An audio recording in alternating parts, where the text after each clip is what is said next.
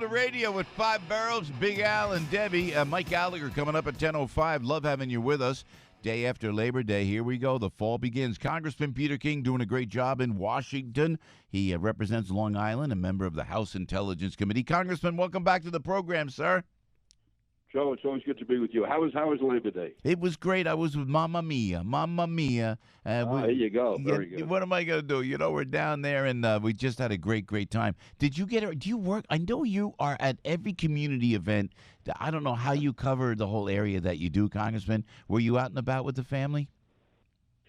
Actually, my daughter and grandchildren were away, so I was home yesterday. My wife getting caught up with some stuff. So no, I was in the house yesterday. Wow, that's huge. That's huge for you. Was there a tornado out there in Long Island? Frankie said there's a tornado on Long Island yesterday. Yeah, it was out further east. I think I was in Lee's Uplands district. Yeah, there's a tornado.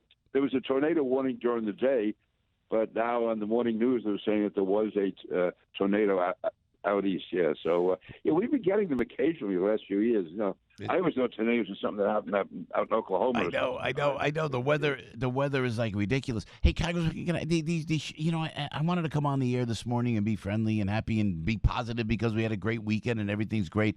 And then you see these terrible things that are happening, and another shooting out there in Midland and Odessa, Texas, down there. In your view, does this strengthen the case for an assault weapons ban? Well, I voted for the original assault weapon ban back in 1994. I think it's important to have now whether or not that would have stopped this killing because there were going to be assault weapons that are out there no matter what, but it certainly would be a step in the right direction. And when people say that background checks or assault weapon ban may not have stopped this one, but they will stop others. And I just think it's frustrating in a way. Like I'm sure after being on your show this morning, I'm going to get people saying that I'm trying to take away the Second Amendment. Yeah. Well, I don't know of any federal court that ever said the assault weapon ban violates the Second Amendment or that background checks violate the Second Amendment. To me, 99% of gun owners are still going to own their guns.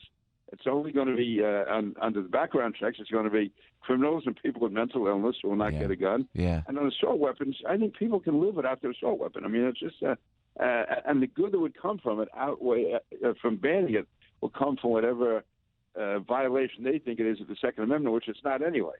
Well, the shooter contacted law enforcement in advance of the shooting. I mean, it's a red flag. Yeah. How do you catch these guys in that regard, Congressman? Yeah, there's so many crazy people, so many dangerous people do call in threats or do say crazy things. The cops try to track them down. Yeah. I mean, occasionally I'll see comments on Facebook which to me indicate violence. In some cases toward me, but some cases toward other elected officials. And I immediately call the police, and they track it down. They sometimes can talk to the person. It turns out it's a guy from 1,000 miles away, but they will talk to the police in that area. And, you need more than that to lock somebody up, but it is enough to keep an eye on them. And you said the red flag laws. I think we need them. I think we have to see what the language is going to be, because 17 different states do have red flag laws now, and they're all different from each other. So I think, but we should get a basic red flag law, which with the basic concept being that if a person has shown emotional instability or acting very erratically, the court should be able to issue an order preventing them from purchasing a weapon and also take away the weapons they have. Hey, Congressman, I consider you a friend, Peter. I got to ask you out of ignorance. Everybody goes after the NRA, and in my mind, the NRA is actually it's good for gun ownership because everybody's kind of joined an organization. Everybody knows each other, but they vilify the NRA to a degree where the NRA is responsible for all of these shootings. I mean, isn't the NRA do more good than bad? Yeah, the NRA serves a real purpose. I mean, as far as training, as far as weapons safety training, which is very important. Again, when you get outside the Northeast, there are many, many families around the country which do have weapons. These are law-abiding people, and that's part of the culture in those communities. And if there's going to be weapons in the house, it's really important that everyone know how to use them safely, how to protect themselves, especially having young kids. And the NRA does a really good job on that. The criticism, if you will, that I make of the NRA is that they seem to have almost a knee-jerk reaction to opposing any type of gun regulation or gun safety regulation.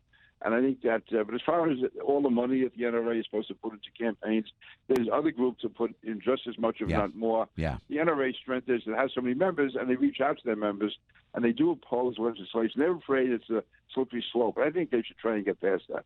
All right. Does the Inspector General's report, I got to ask you about it, on James Comey. Yeah. Congressman, what's going on, man? Did you see that thing? No, it was this disgrace. What Comey did was absolutely disgraceful. And it really goes to the heart of this investigation that was started against President Trump on Russia. There was never anything there. It was driven by a person like Comey who thought that he was above the law, that he could do whatever he wants, that he could leak things out, he could put things out, he could basically say one thing one place, something else another, for what he thought was the greater good. Well, that's how tyrannies are formed. So I'm glad, and I had always gotten along with Comey, but I was really disappointed in the last couple of years in the way he was acting, what he was saying. And I think even going to be more significant is the next Inspector General report, which is about the Pfizer application, how they were able to wiretap into the Trump campaign. Yes. And that will show, boy, if that was the basis for an unprecedented investigation of a presidential campaign, then we were in dangerous shape as a country. If the evidence they have there, which was really nothing, it was on Carter Page and George Papadopoulos, who have absolutely nothing to do with any collusion at all, but that was the excuse that was used to get this wiretap order when they knew, and it was based entirely, largely on, in fact, Andy McCabe said it wouldn't have happened. They based it on this Steele dossier, the memo from Christopher Steele, which turns out a lot of it was provided by Russian intelligence. Anyway, none of that was told to the court. The FBI never verified that dossier, but they didn't tell the court that, and the court granted a federal order to wiretap based on a dossier which the FBI never verified to be true. That is so irresponsible, so wrong, and really shameful. Yeah, it's amazing. It's amazing to see how this all comes about. I don't know how, Peter. I got to tell you, Congressman, you're such a grounded, down to earth guy. I'm telling you, if you're listening, if you're watching on YouTube or Facebook, Congressman King's a great. He's like, this is the guy you want in public office because he's a very decent man, great family man. And then when you meet some of these folks in the swamp, Congressman, I mean, and you look in their eye, and I know, Congressman, you can't put anything past you. You got that Irish wisdom, man. Let me tell you something. So, but they look. What do you want to say to some of these people like James Comey? Hey, Jim, settle down. I mean, really. But yeah, I guess you can't when you're walking the halls of the Capitol or something. I don't know how you deal with it, sir. Yeah, it can be difficult, and I'm not saying I'm so great, but some of these guys really are egomaniacs. They're power crazy. And the one that I did have quite a few confrontations with was John Brennan, who was head of the CIA. You did, very huh? Actively involved. Oh no, that became very heated. You would have loved having two Irish guys yelling at each other. You could have sat back. You would have sat back and held the coats. Yeah. But, yeah, he's. I mean, Brennan to me really did a terrible job with the CIA and the way he politicized it, the way he drove this investigation. I think Comey came on board a bit after Brennan. Yeah, Comey was very active. Partner, same with General Clapper, who was the head of the Director of National Intelligence, DNI, the three of them. But I would say in order of responsibility or irresponsibility, it'd be Brennan number one, Comey number two, and then the whole pack at the top of the FBI, McCabe and Stroke, Page. I mean, they were. It was just terrible. It's well, hopefully we're on the right.